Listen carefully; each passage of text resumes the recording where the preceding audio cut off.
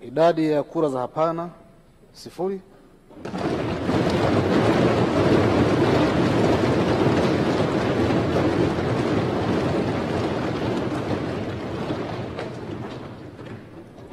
Kura zilizoharibika 2.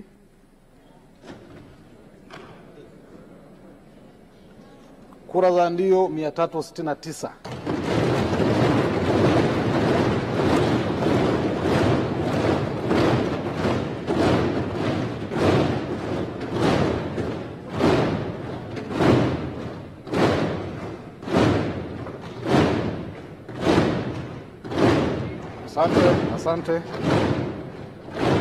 Asante. Na hii inafanya idadi ya kura zote zilizopigwa kuwa 371. Hivyo Mheshimiwa Daktari Mwigulu Lameck Nchemba amethibitishwa na Bunge kuwa waziri mkuu kwa jumla ya kura 369.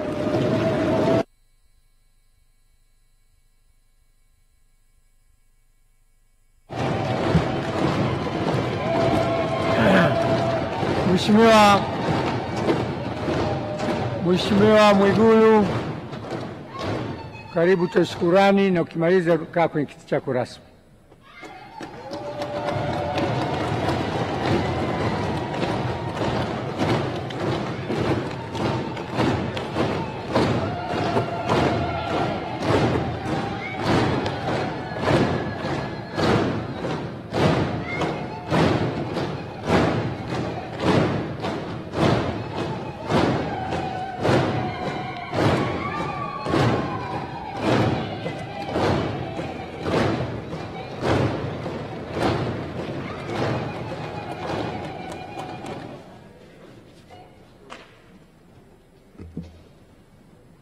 Mheshimiwa Spika,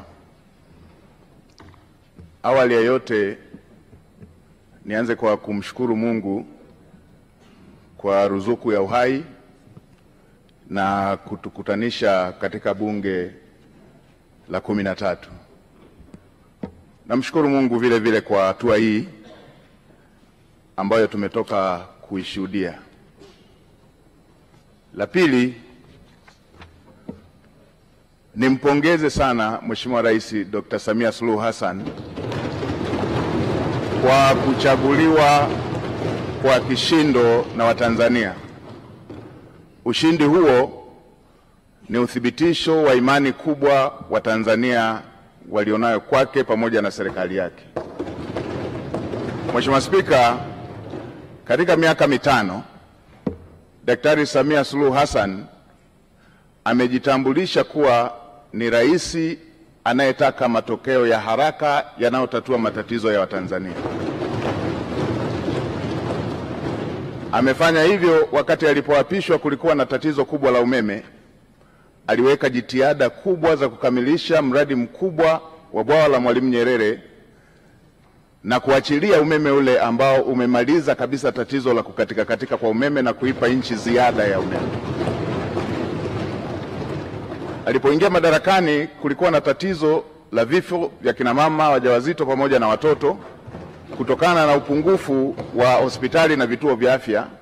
Katika kipindi kifupi amejenga zaidi ya hospitali 119 za wilaya, zaidi ya vituo vya afya 649 katika kata mbalimbali na zaidi ya zahanati 2800 kwa nchi nzima. Katika kipindi kifupi kulikuwa na shida ya shule pamoja na madarasa, na tulikuwa tukiona baadhi ya wanafunzi wakisomea chini ya miti. Katika kipindi kifupi amejenga shule mpya zaidi ya 2700 za msingi na amejenga zaidi ya shule 1300 za sekondari na madarasa zaidi ya 1097. Hivyo katika sekta zingine ikiwemo kununua CT scan hospitali zote za mikoa, MRI kwenye hospitali zote za kanda, pamoja na kununua mitambo ya kuchimbia maji kwenye kila mkoa na kila ukanda. Hiki ndicho kilichowafanya Watanzania wamchague kwa wingi, na nimetaja tu kwa uchache. Mheshimiwa Spika, Nitumie fursa hii kumshukuru sana Mheshimiwa Rais kwa imani hii kubwa. Natambua imani hii si kubwa tu kwake, bali ni dhamana kubwa kwa Watanzania kwa kunipendekeza katika bunge lako tukufu kushika nafasi ya Waziri Mkuu wa Jamhuri ya Muungano wa Tanzania. Natambua uzito wa majukumu haya pamoja na matarajio yake pamoja na matarajio ya Watanzania. Nitafanya kazi kwa bidii, kwa uaminifu na jitihada kubwa kuweza kukidhi matarajio hayo. Mheshimiwa Spika, nitumie fursa hii pia kumpongeza Dr. Emmanuel Nchimbi kwa kuaminiwa na kuchaguliwa na Watanzania kuwa makamu wa rais. Tuna imani na utendaji wake na tunaamini kwamba atamsaidia Mheshimiwa Rais katika kutekeleza majukumu yake. Mheshimiwa Spika, nimpongeze pia Dr. Hussein Mwinyi kwa kuchaguliwa na kuaminiwa kuwa rais wa Zanzibar. Ushindi wake ni ishara na uthibitisho wa kazi kubwa alizofanya za kuwaletea maendeleo wa Zanzibari. Namtakia kila laheri katika utumishi wake mpya. Mheshimiwa Spika, nitumie fursa hii kumpongeza mwanasheria mkuu wa serikali. Mwanasheria mkuu wa serikali ndugu yangu Hamza Johari amekuwa kiungo muhimu na amekuwa akisaidia sana majukumu yanayohusu sheria kama custodian wa masuala ya sheria wa serikali. Mheshimiwa Spika, nitumie fursa hii kukupongeza wewe mwenyewe kwa kuchaguliwa kwa kishindo kuwa spika wa Bunge la Jamhuri ya Muungano wa Tanzania, bunge la 13. Natambua nia yako thabiti ya kulifanya bunge la 13 kuwa bunge la Watanzania. Niahidi kwa niaba ya serikali tutatoa ushirikiano wa dhati kuweza kuhakikisha kwamba unatimiza malengo yako hayo ya kulifanya bunge la 13 kuwa bunge la Watanzania. Mheshimiwa Spika, nitumie fursa hii pia kumpongeza Dr. Philip Mpango, makamu wa rais mstaafu, kwa kazi kubwa aliyoifanya ya kumsaidia Mheshimiwa Rais. Tutamkumbuka kwa unyenyekevu wake, kwa maono yake na usaidizi wake uliojaa utii. Dr. Mpango amefanya kazi yake kwa uthabiti mkubwa. Nitumie fursa hii pia kumpongeza Mheshimiwa Kassim Majaliwa, waziri mkuu mstaafu.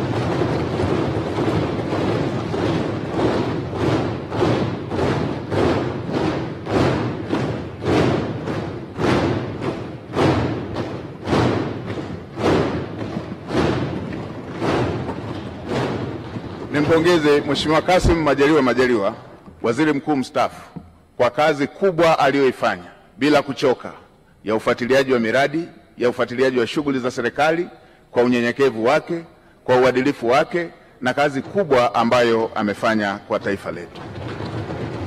Naamini kila Mtanzania anatambua jitihada alizofanya katika kumsaidia Mheshimiwa Rais.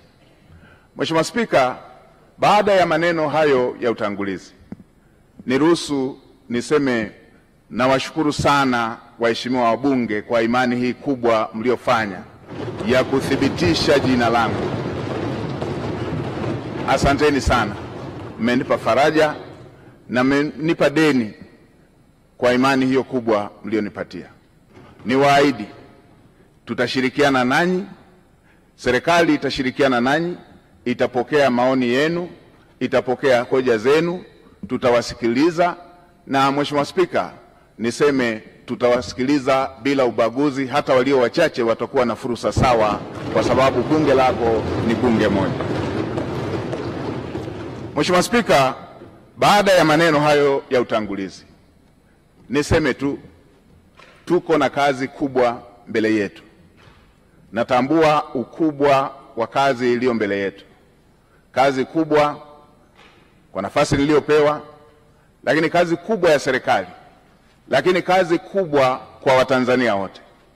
Mheshimiwa Spika, nchi yetu chini ya uongozi wa Dr. Samia Suluhu Hassan hivi majuzi ilitunga dira mpya ya 2025-2050, na awamu ya pili ya serikali ya awamu ya 6 ndio itakuwa awamu ya kwanza ya kutekeleza dira mpya. Na Mheshimiwa Spika, unatambua kwenye mbio za vijiti za kupokezana, mwanzishaji wa mbio hizo kipande cha kwanza asipokimbia kwa mbio ndefu kwa spidi kubwa, hata wale watakaokuwa wanampokea watakuwa tayari wamechelewa.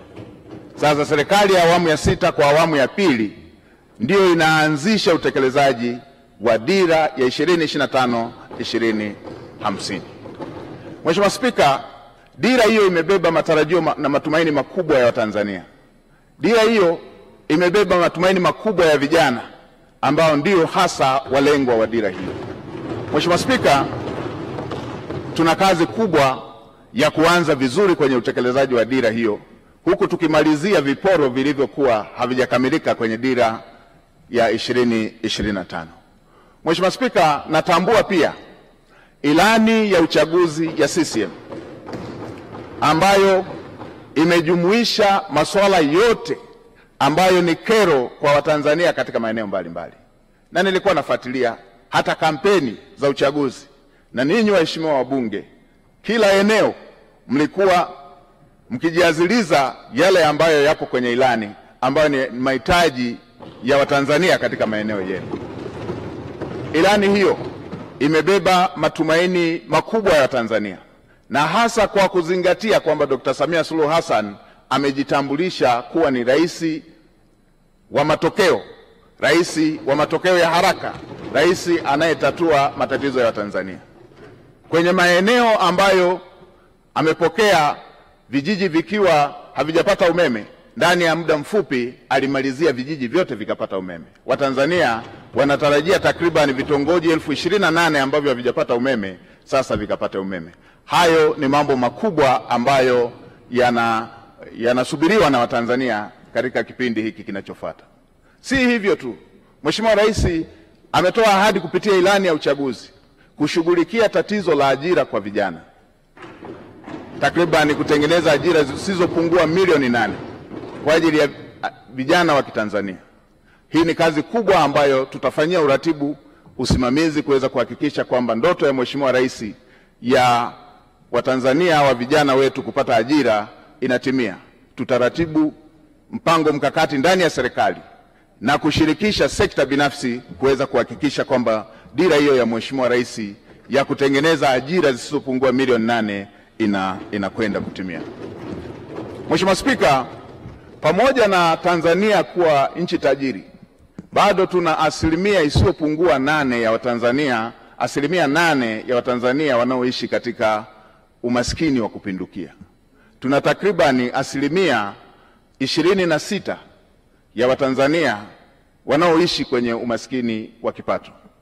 Niwakumbushe Watanzania, mimi umaskini wa Watanzania sijausoma kwenye kitabu, nimeuishi. Na Mheshimiwa Spika, katika maisha yangu haya, katika umri wangu huu, miaka takribani 32 nimeishi katika maisha hayo ya umaskini. Nimeishi katika maisha ambayo, kwa wale wanaokumbuka, kule vijijini mama zetu, dada zetu wakivaa gauni huwa wanajifunga nguo kiunoni. Ile nguo anayojifunga dada yangu, ile nguo anayojifunga shemeji yangu ndio ilikuwa nguo yangu ya kujifunika. Kwa hiyo kabla hajamaliza shughuli zake za kila siku, silali mpaka akalale ili nipate shuka ya kujifunika. Na asubuhi kabla hajaanza kazi lazima niamke ili ile nguo niliyojifunika ndio yeye iwe nguo ya kujifunga ili aweze kuanza majukumu yake.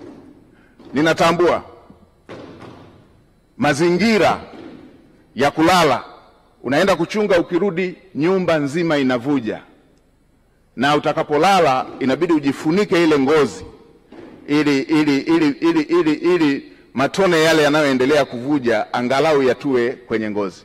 Na yatambua maisha hayo. Natambua mnaenda kula pamoja na watoto wote rika mbalimbali, mko takriban 20 kwenye chungu kimoja cha mboga, chungu kimoja cha sahani moja ya ugali, inabidi utangulize kuanza kula ugali mwingine bila mboga, kwa sababu ukisubiria mikono ya kwenye mboga iishe ndio na chakula kitakuwa kimeisha. Na natambua matatizo haya ya ajira ambayo Mheshimiwa Rais anayaongelea. Natambua maumivu ya kusoma kwa shida na ukasubiria ajira ukiwa umekosa. Natambua dira hiyo ambayo Mheshimiwa Rais anataka awapatie vijana takriban milioni 8 ajira. Natambua maumivu yake.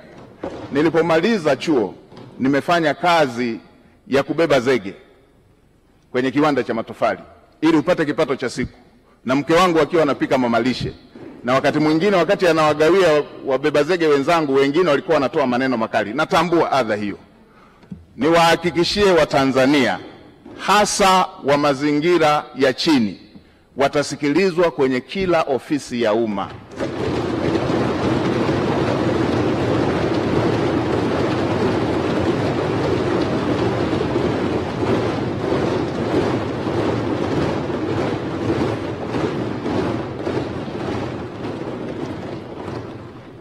Kila aliye Mtanzania, hii nchi ni yake.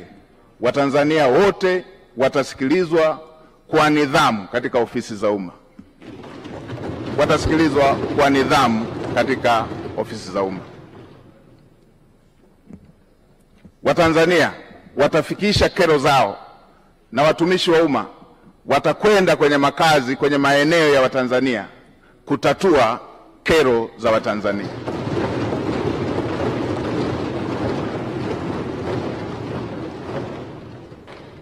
Ukiondoa miaka 32 hiyo niliyoielezea, miaka takriban 18 maisha yangu yamezungukwa na wahitaji kuliko walioridhika, nikiwa na watoto takriban 100 nao kaa nao, na bweni la wanawake na wanaume, wasichana na wavulana hapa. Natambua mahitaji na uhitaji wa Watanzania. Naitambua.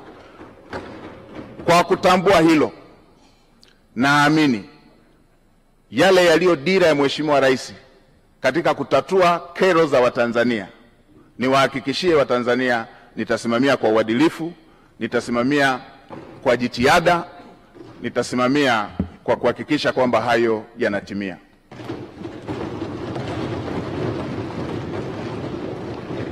Kwa kuzingatia kazi kubwa hiyo iliyoko mbele yetu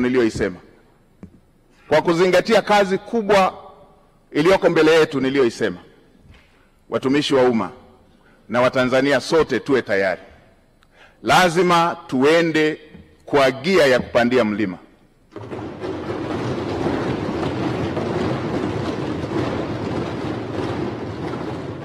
Lazima tuende kwa gia ya kupita kwenye bahari yenye mawimbi. Lazima tuende kwa gia ya kupita kwenye anga lenye mawingu. Lazima chombo kifike salama na watu wake wakiwa salama. Kwa watumishi wa umma wavivu, wazembe, wala rushwa,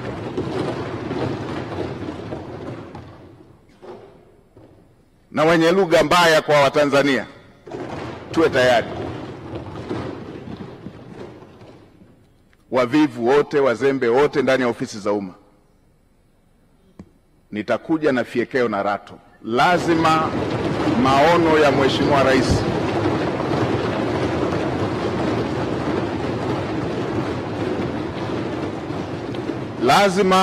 maono ya Mheshimiwa Rais ahadi ambazo Mheshimiwa Rais amewaahidi Watanzania lazima zitekelezwe. Mheshimiwa Spika, katika kumalizia, nitoe rai kwa Watanzania wote. Haya yote ambayo tunayaongea, yale yote yaliyoongelewa kwenye dira, yale yote yaliyoongelewa kwenye ilani ya uchaguzi, yale yote tulio na matamanio nayo, yale yote yaliyo ahadi ya Mheshimiwa Rais pamoja na makamu wa rais, yale yote yaliyo ahadi zenu waheshimiwa wabunge, yatatimia tu kama tutaendelea kumtanguliza Mungu katika mambo yetu kama taifa, na kama taifa letu litakuwa na amani, kama taifa letu litakuwa taifa lenye amani. Yatatimia tu kama tutaendelea kumtanguliza Mungu katika mambo yetu kama taifa, na kama taifa lina hali ya amani. bila amani, yote tunayotamani, yote tunayotarajia, yote tulioahidiwa, yote viongozi walioahidi, yote yaliyoko kwenye dira, yote yaliyoko kwenye ilani hayawezi kufikiwa. Nitoe rai kwa Watanzania wote, tuwe na wajibu wa kuhakikisha kwamba nchi yetu ni ya amani. Tumtangulize Mungu hata kwa yale tunayoona ni magumu, ili tuweze kuhakikisha kwamba Mungu anatusaidia kupata ufumbuzi wake, kwa sababu kwake yote ni mepesi.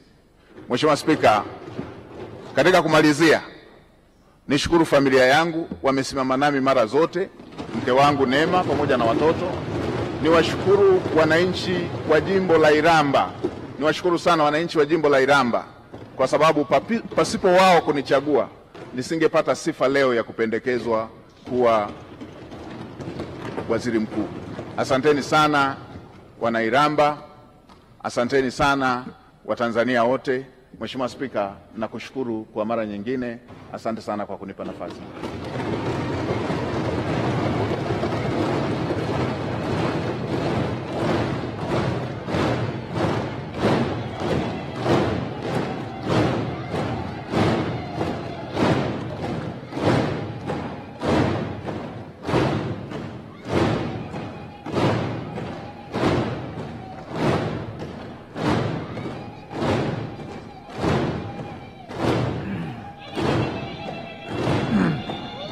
Asanteni sana waheshimiwa wabunge.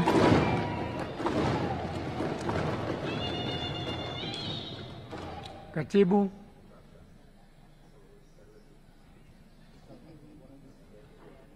Uchaguzi wa naibu spika. Uchaguzi wa naibu spika. Waheshimiwa wabunge, kama mnavyofahamu, katika shughuli za kazi ya leo, ratiba zetu zilikuwa ni hizo mbili, na leo tunatakiwa tumthibitishe na aape naibu spika wetu. Hasa nachukua fursa hii kumwita aje mbele ajieleze.